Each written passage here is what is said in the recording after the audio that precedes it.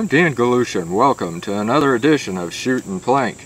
We're back again with our Ruger American 22 bolt action rifle, and this time there's going to be a little bit different because we're going to be doing a double test here. Not just the rifle to see how it works with the scope, but the scope. I've never had one of these. This is a compact, and it's put out what's called CVLife.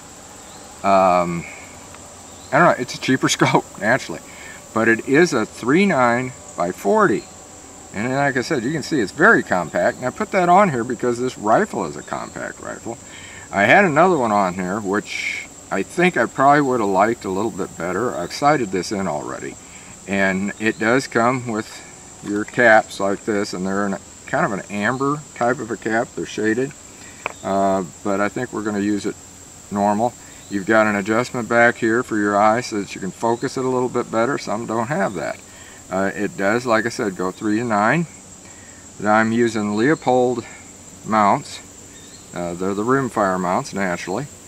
And with this gun, this is the thing. You can see right here how that is. You don't really have a whole lot of rail there to play with.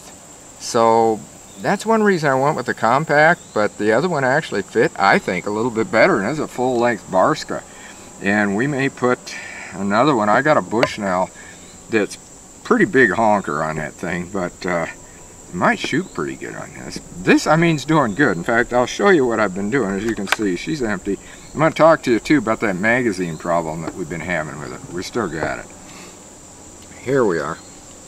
Now, I know you're going to see a bunch of targets, but the one we're looking at is right here. And once I got it sighted in, I had a little bit of problem with this. This scope is very, very hard to turn. And inside you got thumb adjustments. Man, I'll tell you, they are so tight, so hard to turn. It's unbelievable. You try to count them so that if you have to go back, you can. But you can see right here, it really, and you might be able to see that if I put that up a little bit closer, it really drilled that out. And again, it's this one right here. It really drilled the metal out once I got it adjusted, and hopefully it's going to stay that way. And we're going to be trying it. We're going to shoot from 25 and 50 yards, and to make it a little bit different, we're going to use some CCI Quiet ammo. Now, I sighted that in with standard velocity, which is 1070. If we sighted in with, I had an Aguila too, which is 1250 something, 1260 something, something like that. I was going to shoot that, and I thought, you know, I want to really give this thing a test, see how it manages some of the lower velocities. And with that 710, we're going to see what it does with that scope. We're just going to put up, I think we'll put up that bullseye target I got, see if we can hit that bullseye target on it, and then up in 50 yards, I'm not sure what I'm going to set up. I might even set up some plinking bottles up there, see if I can hit them at 50 yards. That I don't know. But especially, well, I know I can't with the 710. I'll have to go to a higher velocity on the 50 yards. But let's try here at 25 yards with the CCI 710, and we'll see what we do here. I might even shoot at some plinking bottles here as well. Before I start shooting, I want to show you what we've been having problems with in the magazine. As you can see, it's empty right now. And you already know, if you've seen the other parts, that when we load this, it can be a little sticky, as it is right now. There, you put it in. Well, taking it out is even worse. If I go to take it out, you push this forward and that's supposed to drop, right? And it don't do it real well. So what I end up having to do is opening the bolt and putting, and with the scope, you can't do it quite as easy. You have to push it forward and push down on the magazine in order to get it out. I don't know, I think there's a problem. I don't know if it's associated with all of these or not, but I've definitely got a problem with it. So anyway, we're going to load this up and then we're going to start shooting. Alright, you're back here with me at 25 yards.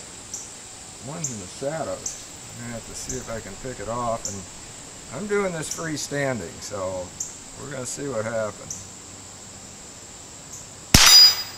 Well, I hit it, but it didn't go over. Try the next one. Yeah, that one went over.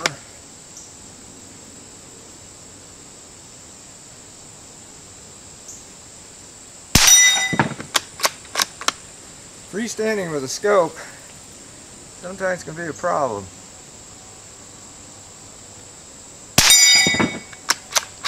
You wave her around a little bit.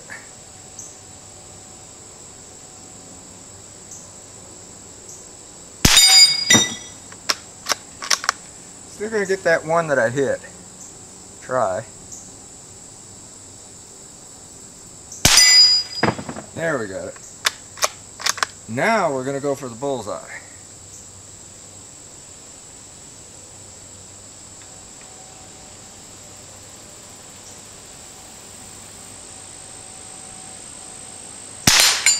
Got it.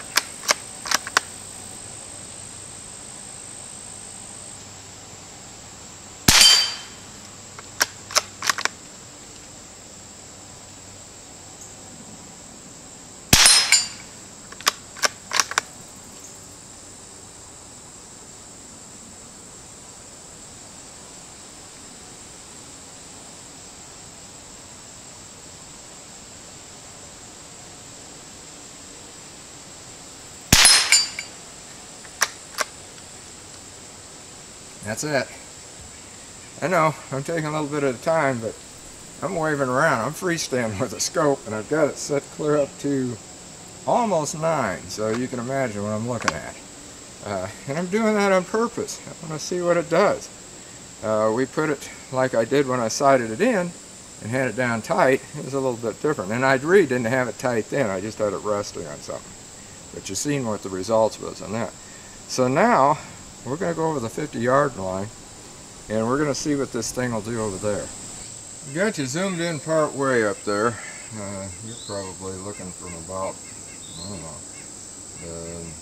maybe 25 yards from the target. I'm not sure. Probably about halfway is what you're zoomed into. But you can see I put 2 plinking bottles up there that I can barely see, and hopefully I can with the scope. So we're going to be seeing how that works. And I'm going to try to hit those, but I'm also shooting at that gong. And got to get my ear protection on here. I'm using CCI standard, just for the heck of it, to see how this works. Okay, got one. See if we can hit that other bottle. If I can see it. What happened to it? Must have fallen off.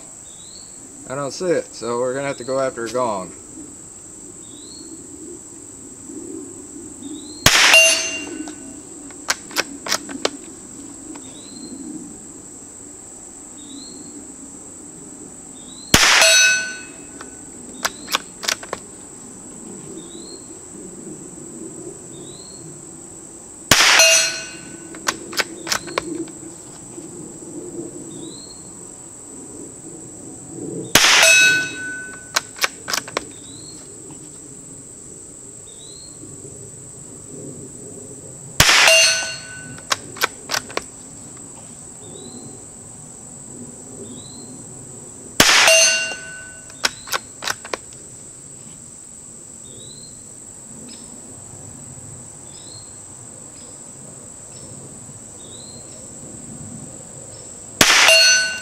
Trying to hit that gong in the center if you're wondering why I'm taking so long.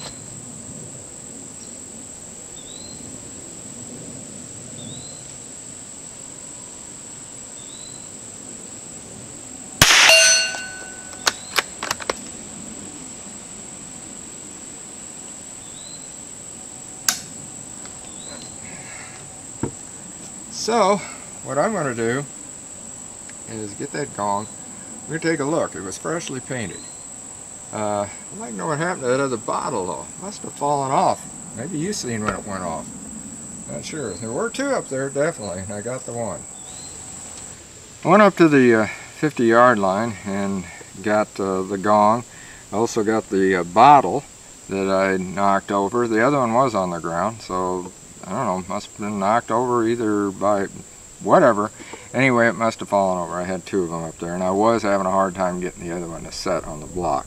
But I also pulled the bullseye target from the 25 yard, because I want to see what it did as far as a grouping of some sort in the middle or whatever, because I was really trying to hit the middle of that gong at the 50 yard line, and really didn't do too bad, which I'll show you in a minute. And as I said, I told you over there that it was painted, freshly painted, so it definitely is going to show. But let's get this one here. Man, I tell you, we got flies in this place. Get this rifle out of the way first. Safe location there.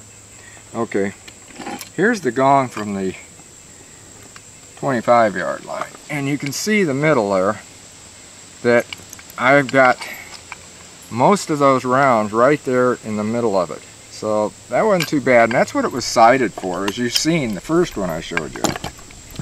So now we're going to look at some of the 50 yard stuff. Here's the bottle here.